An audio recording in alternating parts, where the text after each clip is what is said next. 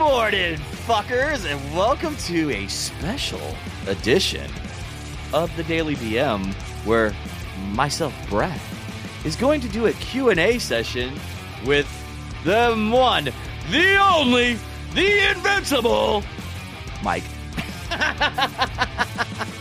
What in the hell was that intro? And why were you talking like that? That was kind of disturbing, but let's go! Yeah, let's do this shit. Let's fucking go. Q&A with Mike. You can hear all my dumb bullshit. Let's go. Keep it clear and concise. So I'm going to ask you a series of questions today to get to know Michael. So Nobody wants that. Yes, the listeners want to know some things about Michael. And I'm going to start off with a very soothing one. Are you ready, sir? Let's do it. And I'm almost scared to ask this, but I'm going to do it anyway. So, which scent does Michael find the most soothing? Lavender. Well, hold on a second. You freaking said that shit way too fast. Lavender is your favorite scent? I find you said the most soothing. The most soothing. Not favorite. You said most soothing. Okay, so most soothing. Why do you feel like lavender's the most soothing besides the natural reasons? Is it, do you like the smell? I mean, what is it? Normally when I smell lavender, when I smell lavender, it's right before I'm about to get like a massage or get into the spa or something that brings relaxation. So it sets my mind in the mood. When I smell lavender, I'm like, it's about to happen. The relaxation. I wanted to go somewhere with that, but I was going to let it. Oh, I was setting you up. I was like, I'm not going to do any low hanging fruit down there for you, baby. No, you literally dangle it. And I went, no, not doing it. Yeah. Last time I did that with God rest his soul, was when Eric was alive. And Eric set himself up for low hanging fruit. And I was like, no, I'm not going to do this to the guy. Okay. So my second question. Ready? Okay. In all seriousness, what is a language that you actually love to listen? Whether you can speak it or not. Like, what language do you find the most pleasing, entertaining, or whatever to listen to? Scottish. Really? I don't know what it is. There's something about I can't even do it. Especially Scottish women. Like, I don't know what it is. Really? I have a couple that I follow. On Instagram, they do words in Scottish and stuff like that, and they just show the Scottish countryside. Mm-hmm. It's just something about it. I don't know what it is, and it's not really like a romance language, or I'm like, oh, it's so beautiful. It just sounds so like of the earth, and I don't know. I don't have a better way of explaining it other than that. See, mine's Italian. Yeah, we'll save that for another day when you Q&A my ass. Well, I'm not Q&A. You're not getting the Q&A, so we don't care about you, Brad. Yeah, you don't gotta learn about me. Okay, this is about Mike Preston and Mike Preston's wants and loves. All right, you ready? So I'm taking this straight from a website. You ready? So oceans or mountains? Mountains. Why? I love the mountain environment. Really? I like the air. I like being in elevation. I'd rather be on a mountain with a lake than by the ocean. Plus, not a whole lot of things in the mountains. Well, that's not necessarily true either, but I'd say a lot of them can't eat you. Except for mountain lions and bears and lions and tigers. Oh my. And coyotes and yeah, take it back. You could get eaten up there too. Yeah. Okay. So before I get into other shit, do you remember your first novel that you ever read? That you ever read? Yes. Okay, what was it? Lord of the Rings. Really? That was your first J.R.R. Tolkien. I never would have thought it in a million years that Lord of the Rings was the first thing you read. Now, wait, hold on. Are you talking? Well, I read other novels because school made me read them throughout school, but that was the first novel I picked up by choice to read. Right, that's what I mean. By choice, not just not by choice. Yeah, because I mean, we read Call of the Wild, and there's a whole bunch of other books, Odyssey, Iliad. What was the one that I was school that everybody hated to read, but everybody had to read it? Oh my god, it was in Clock was it a? Oh no! Oh my god! Of Mice and Men? Was it Of Mice and Men? I don't know. I was in AP. I was always in honors and honors English and AP. So we always had the hard. We always had the hard shit to read, like Clockwork Orange and all that shit. Yeah, it doesn't take much to figure out who's the smart guy on the show because it's definitely not me. So it's obviously Mike. But it was Eric. God rest his soul. It was Eric. Everybody loved Eric except us. So what's your I loved Eric in my own way. Yeah, when you weren't giving him hater shit, but whatever. That just makes him feel alive. That's how guys. That's how guys show love. Like if we're not ribbing you, we're not loving you. Ribbing or ripping? Because if you're ribbing him, you're doing a totally different thing, man. Ribbed for his pleasure. Is that what you're doing? You never heard of the ribbing? I've never heard of ribbing. I've heard of ripping on a guy, not ribbing him. Because I'm thinking ribbed. It's so ribbing is ribbing is good-natured teasing. Ribbing. Yep. I don't know, dudes. If you're listening to the show and you're a dude, ask me if you would have taken it the same way, or write me and tell me whether you would have taken a ribbing the same way I did. Just saying. I call it ripping. I mean, maybe I'm wrong, but I call it ripping. You are wrong. Because that's just Mike. You're always wrong. All right. Well, so speaking of you, what's your favorite thing about your personality? My favorite thing about personality? Yeah. Oh, see, I don't like myself, so there's not a lot of things I care about. Hold on a second. Before you answer that, did you really just send me a screenshot of the description of ribbing? Fucking sure shit did, bitch. You mother effer, dude. This is the guy that I deal with on the daily, guys. He literally sent me a screenshot. I would assume it's from Google. No? Yeah. What the definition? Webster's dictionary. Yeah, Webster's dictionary of what the definition of ribbing is. A rib-like structure or pattern, especially a band of knitting, and then good-natured teasing is the second description of it. Ding, ding, ding. Sometimes I hate you. All right, so back to what I said. What's your favorite thing about your personality? My favorite thing about personality. I already said that, but you didn't accept that answer. So I think what my favorite thing about my personality is my overwhelmingly optimistic look on life. I know I sometimes sound a little pessimistic, but it's all in good humor because every day I'm constantly wanting everyone else to be successful at the bottom of my heart. Like that brings me the most amount of joy. Like when I see other people succeeding, and I try to be encouraging, and I hope that's like the best part of my personality is just that fun, good-natured humor, but at the end of the day, I will do the best I can for humanity and other people. Good answer. Thank you. All right. So I'm going to get into some weird shit. Oh, fucking A. All right, here we go. People may not know this, and you don't have to show it on camera. Do you have any tattoos? Yeah, I do. Mm-hmm. I have one tattoo. Currently, I want more. Where's it located? So my tattoo is on my chest. It's on my right pectoral. Okay. Mm-hmm. What is it? It's an Ouroboros in the shape of a dragon instead of a snake. What's an Ouroboros? An Ouroboros is, it's basically, it's normally a snake eating its own tail. Mm-hmm. It represents like the continuity of life and the circular nature of things. And the reason I picked a dragon is because I was born in the year of the dragon, and I really like dragons. All right, I'm finding out shit about you that I didn't even figure out. So okay, I only have one tattoo myself. I want to get another one. Yeah, I mean, it also is it's infinity, a wholeness. It means all things. And then inside my tattoo, I don't know if I can show it. I'll try real quick. But basically,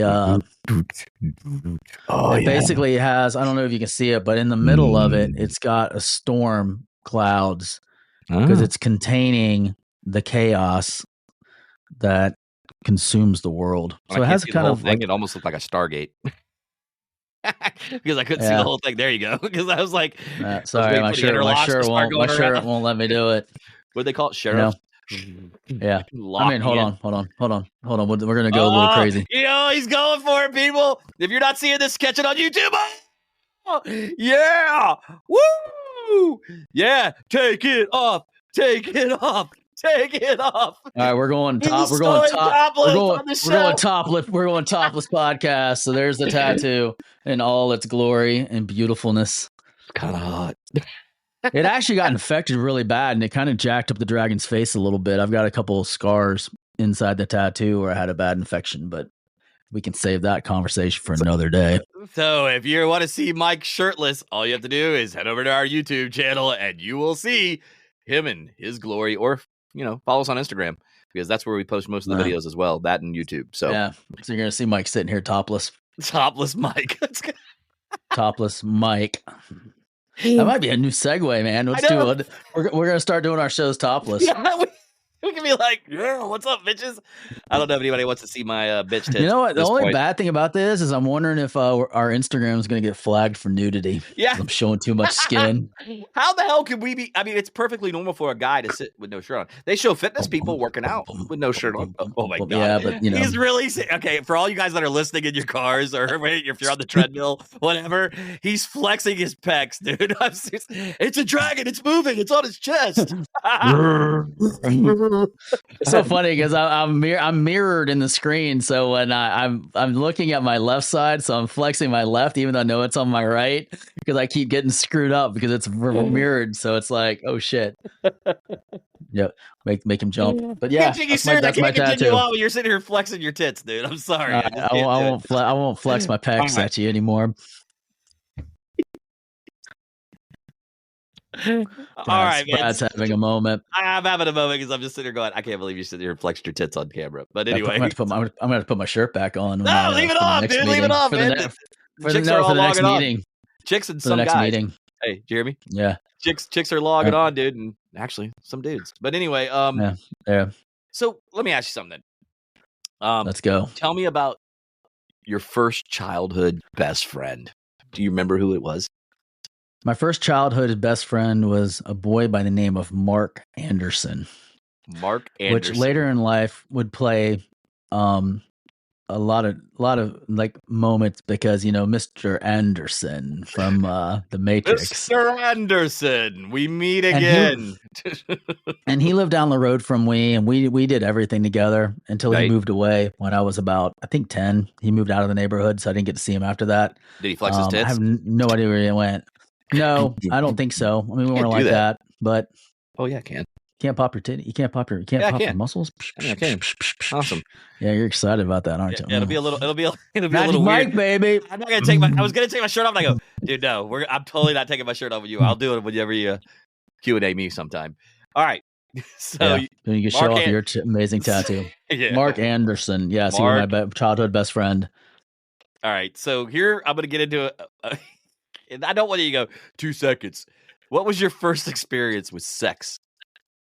What was it like? First experience with sex was, what was it like? It was actually on my 18th birthday. Okay. At my girlfriend's parents' house in her bathroom on the floor after she came out of a shower. It sounds like a porno flick. It was.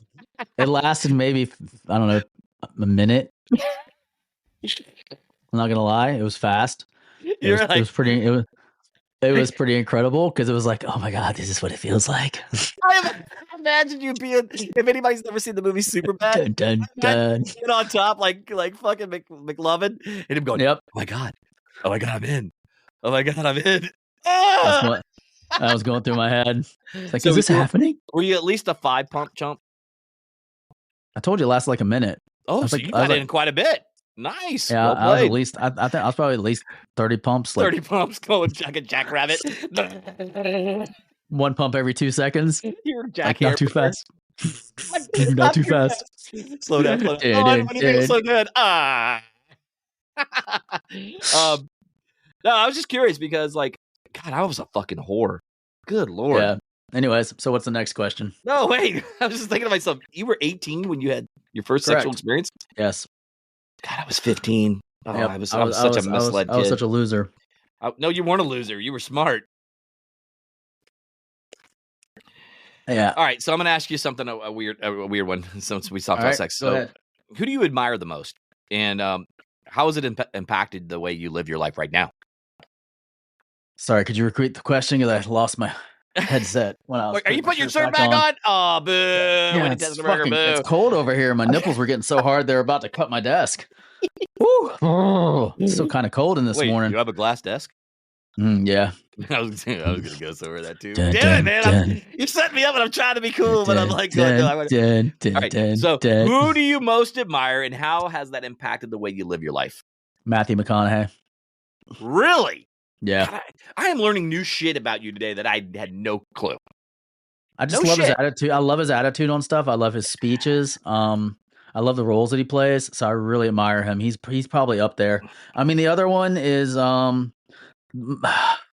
it's not so much the man, but the characters that he plays is Bruce Willis. Like Bruce Willis always picked, and later in his career, not early career, but his character that he plays. But Matthew McConaughey is a person I'd have to say, especially after I read his book.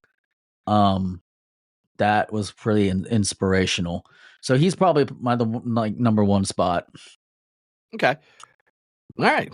Yeah. I never would have thought that in a million years, but all right.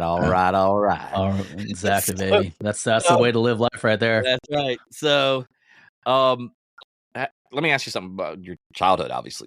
Is there any thing that you kept, like any type of memorabilia or anything from your childhood at all, like that you still hold on to? Or have you kind of just gotten out of that, holding on to something like that? I still have all of my Transformers in a box out in the garage. And my Atari 2600s, both of them, because I had two. And then my Nintendo, the first Nintendo NES. I have the original Nintendo NES with a bunch of games in my garage as well that I'm keeping. Whoa. So you have an Atari 2600? Two of them. Do you have the games? Ataris. Do you have the games still? Tons of games. I got like 70 games. Why in the hell aren't we breaking that damn thing out and playing some games, bro? Because I don't know how to connect. I haven't spent the money to connect it to the new TVs because it still has the old two wires that you have to connect on the back of the TV. Do you know what I'm talking about? Like you screwed them in. And then it has that. That's what it's got. Now the NES has a coax. I know. I just haven't bought it because you can emulate a lot of the games, and there's really no games that I was like, oh my god, I have to play this. No, I played the emulators, and I played the so-called, all the games are put in the controller now because the processors are obviously stronger and can hold the games.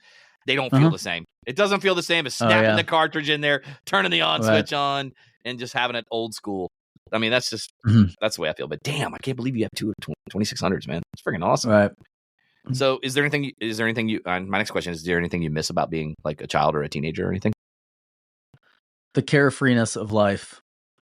Like when you're a child, your biggest thing is to go hang out with your friends, play. I mean, it was for me. It was like not knowing what it's like to have a job and make money and the weight of being an adult. So it's the carefreeness. Like every day is an adventure and your imagination is wild. I mean, I still have a strong imagination and I live my adventure because that's kind of how I've crafted my life. But the youthful carefreeness is gone. All right. So I have two more questions and then we'll get out of here. Sure. Two more questions. All right. This one. What do you love the most about yourself? I love my abilities to search for truth. That I don't take things just at face value. Like I like to really dig into it and get to the root of what it is about, like the essence. It's something I need to get better at myself. Just like we were just a minute ago about ripping and ribbing, and you're like, ribbing, that's like, blah, blah, blah. And I'm like, no, it's actually a word. Here's a screenshot. And I'm like, son of a bitch. Yeah. And I don't do that to be like, haha, you're right. It's to educate you so that way you can learn something new because in turn, I want to be educated and learn stuff new too. It's an exchange of knowledge, not a who's got the biggest brain in the room, which I might not be a smart man, Michael, but I know what love is. So and I think sometimes it rubs people the wrong way with me because they think I'm trying to be a know-it-all or Mr. Right, and it's not. Like it's truly a a quest for knowledge and information and growth. Like, it's not, I mean, you've known me for a long time, and you know that, like, if there's something that there's a fallacy in my thinking and there's something that comes along that's better, I have no problem disregarding the old and moving to the new.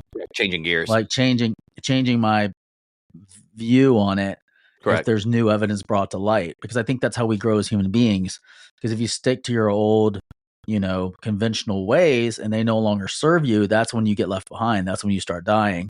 But if you're growing and expanding, that's when you become I'll add better than where you were. I don't think that's a bad thing, because especially in today's world where we have so much misinformation, it's easy to just follow that stream.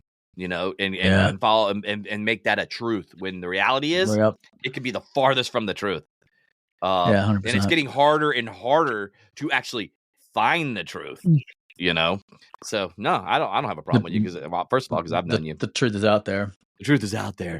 But I can be a tough pill to swallow sometimes when you start talking to me, because I will challenge things and I will question things. And if you're not prepared for that, it can come across as confrontational, but it's not. It's just for the quest for knowledge, the quest to be better, to improve that 1% every day. Or you're just truly a dick. I'm just, I'm just kidding. If you can't, take your shirt pad off. No, I'm just kidding. if you can't hang, get out of the tree. Oh, Jesus. Oh, wait, what? Yeah. Anyway, well, with that, guys. No, you had one more question. You didn't ask two. You said I have two more questions. You asked me one. What was the last question? My question is, when did you realize you were gay? I'm gay every day, baby. I'm happy all the time. Yeah, I love you, man. That's the right answer. With that, guys, hey. So my sexual preference is women. Or just women. Oh, damn it. It leaves me out. Just women. I'm tired of you cutting me off. But anyway. Yeah. Oh, hell, it was worth a shot. Never going to happen. Yeah, I know. It's okay. Anyways. All right, guys. Well, listen, don't forget to head over. Well, first of all, thanks for listening to my Q&A session with Mikey. You found out a little bit more, because I had no idea some of this stuff. I think I'm going to head over to his house and try to rummage through and find his Transformer stuff. And maybe even that 2600 Atari. We got to find that. I got two. You can have one if you want one. Wait, what? Are you shitting me right now? No, I have two 2600s. All right, guys. Well, look, we're getting the hell out of here, because I'm going to jump in the car and head over there and get this 2600 before he changes his mind. So don't forget to head over to thedailybm.com and go ahead and like and subscribe to those little buttons over there, and head over to YouTube where you can see Mike in all his glory and shirtless today. So, Mikey, got anything before we go? Everybody have an amazing day. Just go out there, live life to the fullest, and remember, if you can dream it, you can do it. I'm not going to add to that. He's right on the money. So with that, we'll catch you guys on the flip side. Have a good one. Deuces.